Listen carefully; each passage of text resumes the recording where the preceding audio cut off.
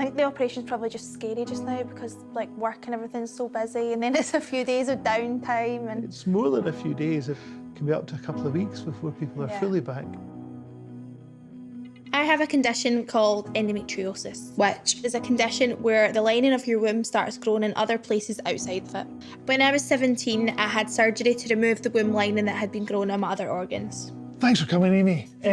So what's been happening recently? I never struggled for years. It wasn't until the past few months I've actually started having a bit more abdominal pain, and I wasn't sure if it was linked to this. So what kind of pain have you had?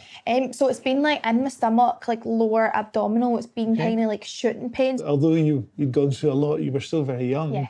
Problem is we now need to know whether the endometriosis is active. I think what we need to do is I do need to examine you just to see if we can see if there's anything that points us in the direction. So if you just want to come over here, if you want to get undressed, I'll just pop this around, get us a nurse, and we'll sort this out for you. Thank you.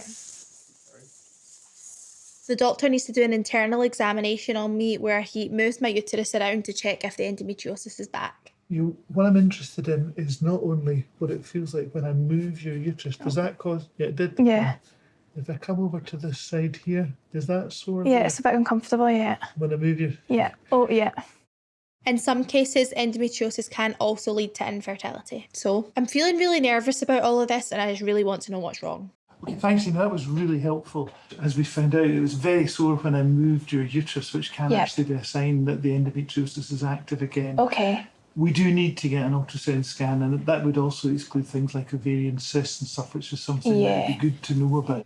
So I think we should get you a scan, and then we should have a chat and probably head towards a laparoscopy.